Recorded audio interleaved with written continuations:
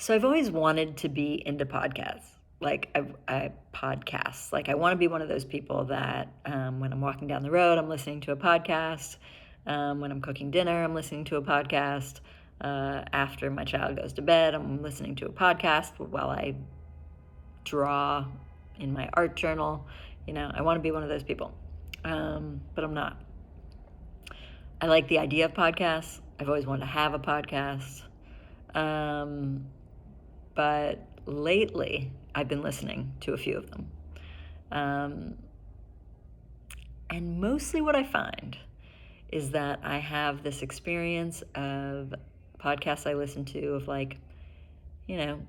smart people using their intellectual ability to be of service to something that are the matters of the heart and community. How can people be better people in our communities and our cultures? How do we also move love through our bodies in a way that creates the change that we want to see? And what I realize is that most of what I'm hearing, the difference between what goes on in my mind, the difference between what goes on in my mind and the minds of these people is almost nothing. Like verbatim, they're saying things that I think, they're drawing connections that I draw.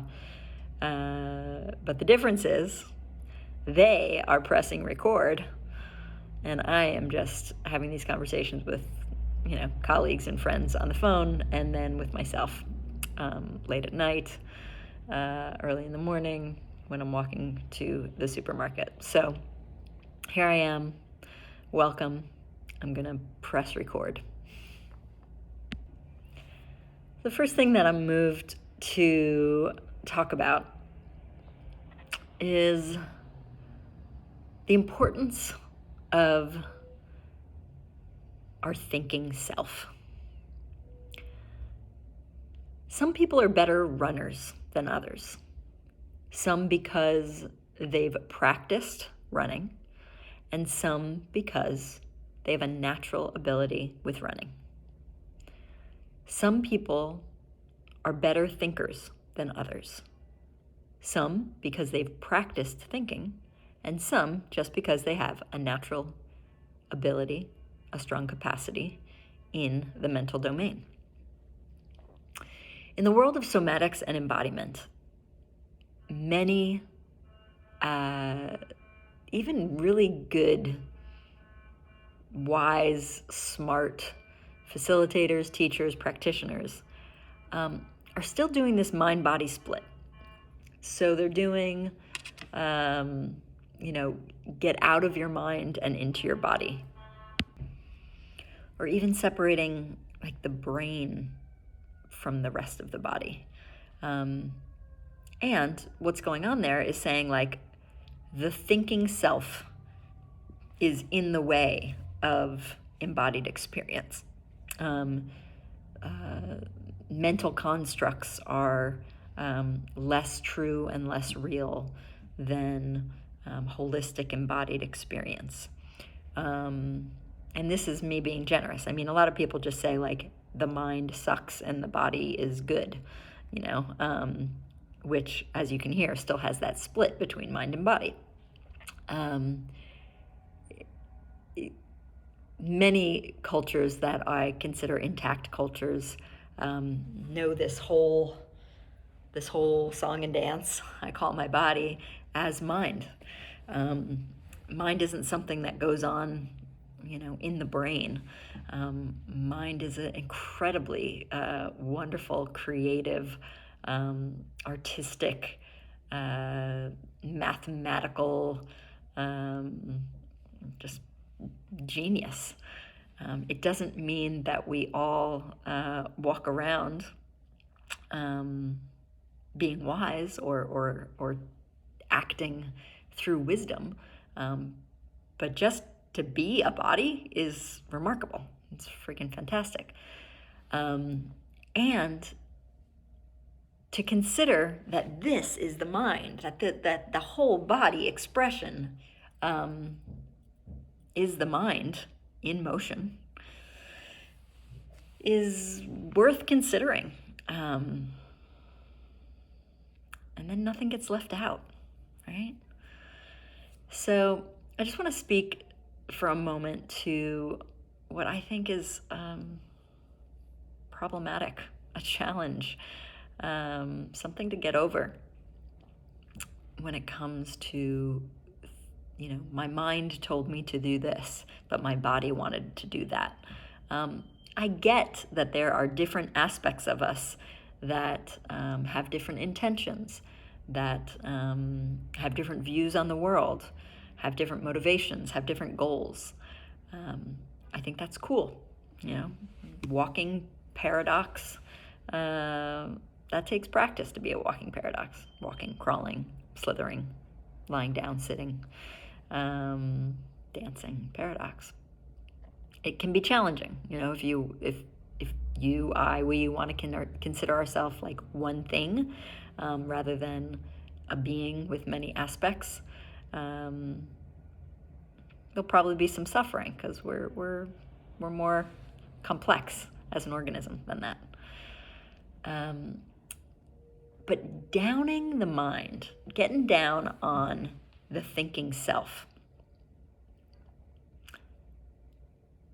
I want to propose that that's really not a good idea, considering thinking, and even critical thinking and analytic thinking, is a big part of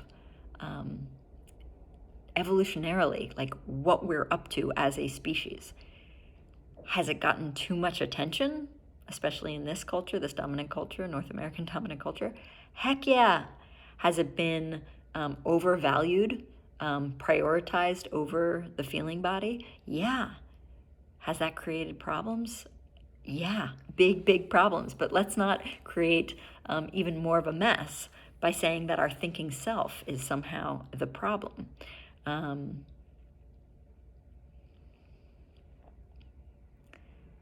We can practice using our mental body to serve the heart. So for some of for some of you, this might be completely obvious, but if there are any of you that are thinking that your mental constructs are somehow a problem, sure, they can be problematic if they are sending us in directions that are counter to how we want to live, the values we want to live into and by. Sure, it can be problematic, but it's not the mechanism of thinking that is the problem. The mechanism of thinking is awesome. It helps in our connection. It also has the potential to disconnect us, of course, but it has the potential to serve the heart. It has the potential to discern. It helps us be creative, which seems to feed the soul. Associate things and make connections of things that seem like they're disparate or even foreign to one another. Our mental capacity, our mental body can actually bring those things together and unite them. So I'll just start there. As a lover of body, as a devotee of body, as one who believes that even out-of-body experiences have something to do with having a body, I want to say, let's honor the mental body for the brilliance that it is. Let's learn to think. Let's see it for what it is. It is not everything. It is the mental part of life. And let's use it to serve our wholeness, our community's wholeness, the values that are really easy to find when we come into the heart. Compassion and intellectual criticism can absolutely serve one another. Love and sorting through things mentally can absolutely serve each other. So let's continue to integrate together, to really live into being whole, to learning to be critical in our thinking. And that doesn't mean critical in the judgmental, negative connotation, making other people wrong sort of way. I mean, let me think through something and let me note that my thinking, though it is intimately connected with my emotional body, can be something separate altogether. I can have feelings about things and yet and have dreams of life being organized a certain way and moving a certain way, but I can be a critical thinker, and I can even find the faults and what's wrong with my dreams. And keep refining and keep being in conversation with myself and with all of you. So, hello, welcome. Let's keep talking.